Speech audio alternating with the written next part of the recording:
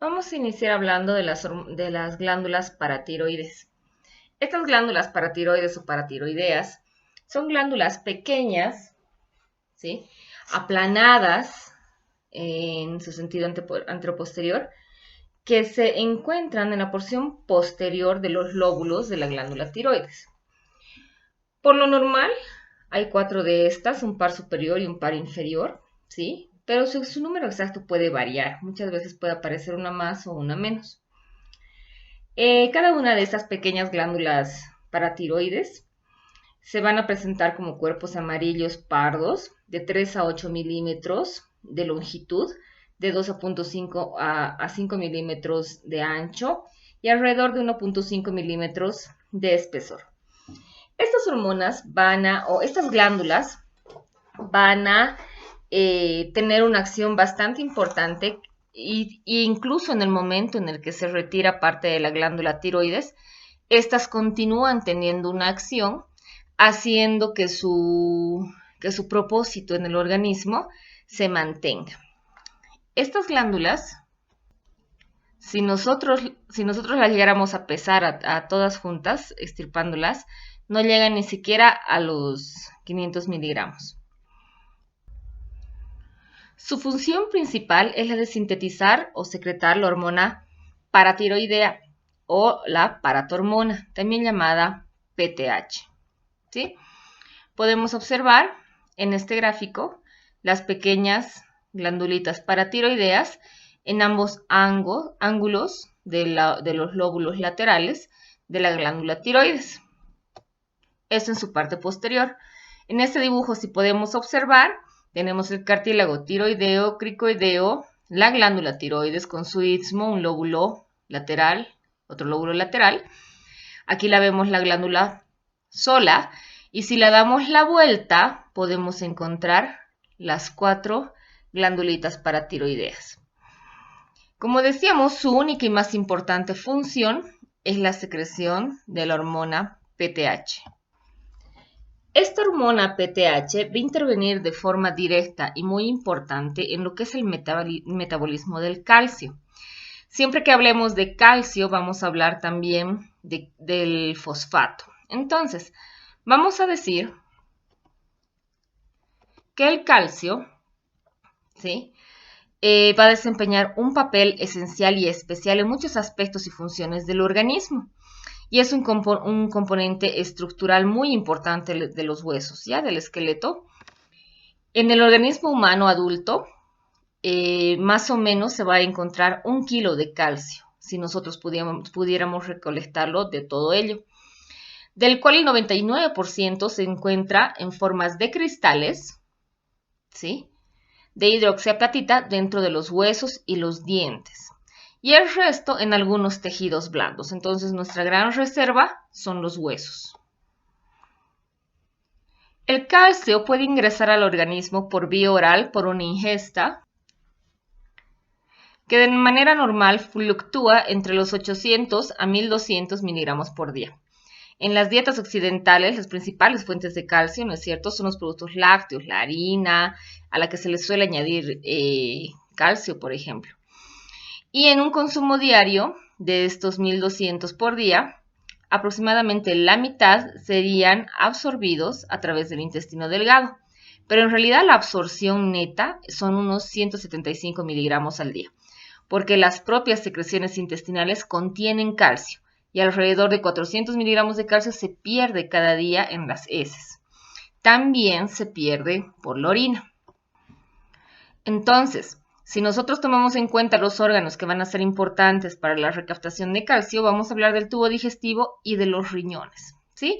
En sí, lo que es la regulación de la entrada y salida de calcio del organismo va a ser una porción del equilibrio, de un equilibrio que haya de calcio correcto, de la cantidad eliminada en orina y la cantidad absorbida en intestino. Entonces es una especie de balance entre ambas partes. Por otro lado, los huesos, o sea, el esqueleto, van a proporcionar una reserva muy importante de calcio en el organismo. Habíamos dicho que era el 99% de estos. Este calcio que se encuentra en los huesos es un calcio estable que no se va a desprender de este órgano o no se va a intercambiar muy fácilmente, ¿sí? En cambio, el 1% que encontramos en forma de sales de fosfato, ¿no es cierto?, en las reservas de calcio, se pueden liberar muy fácilmente de respuestas a los movimientos que haya de las hormonas y las alteraciones que existan a nivel de plasma, ¿no es cierto?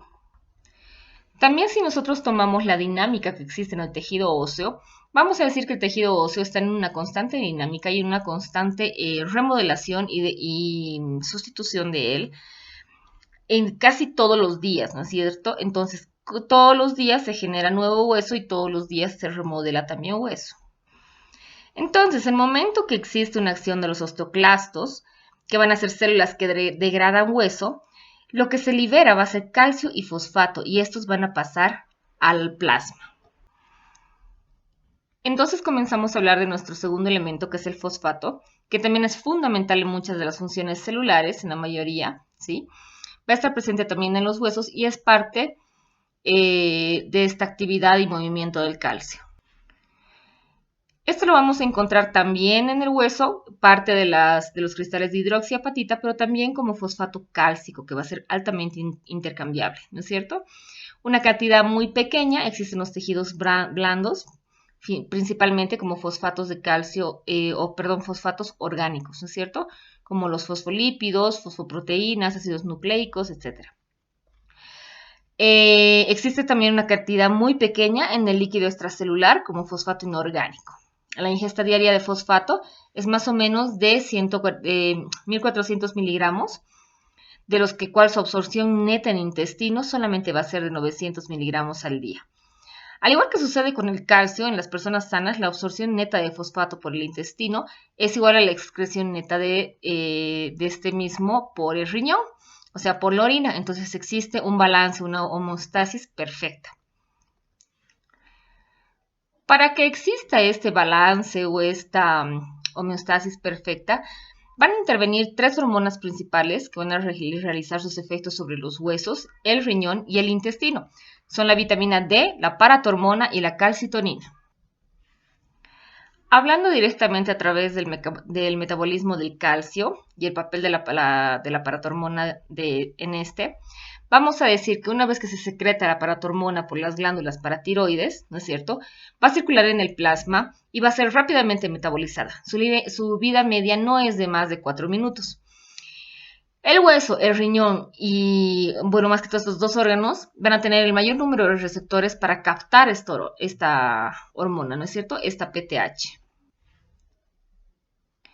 Cuando esta PTH llega a hueso, lo que va a hacer es promover la degradación de hueso con niveles altos de calcio y fosfato que van a pasar a la sangre. Entonces los osteoblastos, que van a tener receptores de membrana para la PTH, pero no así los osteoclastos, por lo que el efecto de la PTH sobre los osteoclastos es indirecto.